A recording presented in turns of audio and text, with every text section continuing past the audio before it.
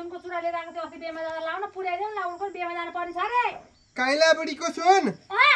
पुर्याइदिने पुर्याइदिनु पर्ने त अर्काको आखा काम चलाएपछि त पुर्याउनु परेको नि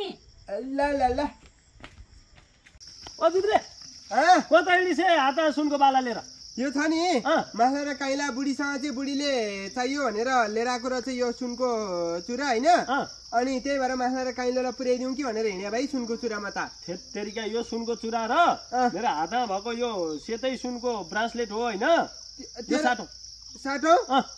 अनि तेरो सस्तो होला अनि के साट्नु नि तेरिका सेतो सुन चाहिँ पहेँलो सुन भन्दा महँगो छ जसलाई सोधे नि सोध है यो लगभग 5 तोला छ हेर ए 5 तोला छ हेर्न कति गरम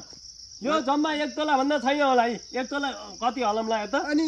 मान्छ त माला र काइलोले तेरी किन नमान्नु केयर भने नि मान्ने मात्रै हो त तेरो सुनको चुरा 1 तोला भन्दा रहन्छ यो चाहिँ सेतो सुन हो यो 5 तोला जति छ 4 तोला जतिको पैसा फिर्ता लियो भनेर चाहिँ माग यसको चाहिँ तोलाको कति जति पर्ला यसको तोलाको लगभग सुन बराबरै छ कि अझ बढी छ अझ बढी छ भने त्यसो भए 4 तोला जतिको पैसा माला र काइलेसँग फिर्ता माग्नु पर्यो नि त मैले पैसा सहित फिर्ता मागेर लिएर हैन अहिले मैले यो सुनको चुरा चाहिँ लिएर हिँडेँ है त ल पैसा त आउँछ नि यसको तेरिका पैसा 100% आउँछ नआए चतुरे जिम्मा ल ल ल ल साइलिरीमै चरी गए धर्यौरीमै मधु बनाइन ए माला र काइलाई भान्जा धुत्रे अब तिमीले तिम्रो बुढीलाई भनेर मेरो बुढीलाई चाहिँ 1 तोलाको चुरा दिएर पठाएर छ हो हो त्यो बिहेमा चाहियो भन्दै थियो हैन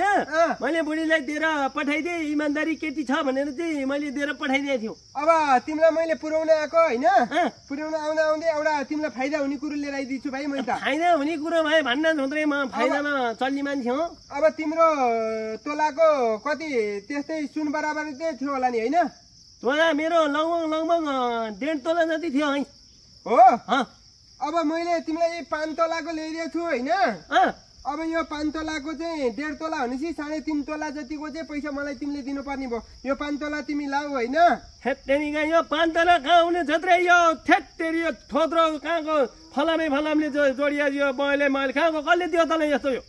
त बाटा चतुरले सार्दियो भाइ अब यसको पैसा त्यसको भन्दा नि बढी आउँछ रे पैसा दिइहाल्यो नि त अब 3.5 तोला जतिको पैसा देऊ त त्यसलाई नचाहिएको कुरो गर्छ तँलाई लाउराले हानेर पठाइदिन्छु के हो मेरो सुनको त्यो चुरा छिटो ल्याइदिहाल मेरो बुढीले मार्छ फेरि नत्र खाना बाख्न दिँदैन मलाई यसले हुँदैन त्यसले कहाँ हुन्छ यो फलामले चाहिँ ऊ भएको चाहिँ गरम भइहाल्छ नि है जोत्रे अहिले ठुलो कुरा गरेँ म छ है म सोझो मान्छे छु मलाई लाटो रिस उठ्यो भने कसैले थाम्न सक्दैन है तैँले के 2 लाख रुपियाँ पैसा कि सुनको चुरा तुरुन्त ल्याइदे मलाई अरू कुरो थाहा छैन मलाई त खत्तम पारिगन चतुरले सार्दिएर अब कता लैसक्यो होला यसको पैसा नआउने रहेछ मैले अरू कुरो सुन्दैन तुरुन्त ल्याइदे हो र हो ल ल ल होइन ए बुढा माथि गएर काइलालाई पुर्याइदिएर आयो त पुर्याउनु गएको है उनलाई फाइदा हुने कुरो गरेर पुर्याउनु गएको माला र काइलाले त सामानै लिएनन् भाइ किन सामान नलिनु चुरा पुर्याइदिएको हैन तिमीले चुरा पुर्याउन भनेर गइ थिए है पार्वती बाटोमा चाहिँ चतुरे भेटपछि चाहिँ त्यो चुरा भन्दा यो चुरा चाहिँ राम्रो हो यो बाला चाहिँ राम्रो हो यो चाहिँ लर दे यो भए 5 तोलाको नि छ 1 तोला 4 तोला फाइदा हुन्छ तँलाई 1 तोला तिरे हुन्छ अरू पैसा माग्नु भनेर भन्ने चतुरेले अनि यो साटेर आएको भाइ मलाई त माथिहर काइलाले लिँदै लिएनन् भाइ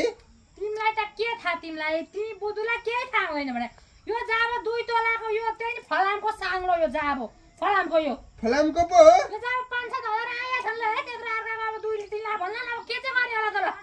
ओहो खत्तम पारिगयो नि अब के चाहिँ गर्ने होला त चतुरे लया रे चतुरे लयो भाइ चतुरेसँग म दोसर लिएर यहाँ छु अर्काको दिन परेन ल त्यसो भए जान त तँ लिएर म भित्र गएर बस्छु ल तिमी भित्र गएर बस्छ जाऊ तिमीले कहिले सत्य काम गर्दैन हैन जाऊ तिमी भित्र म जान्छु आफै ल ल ल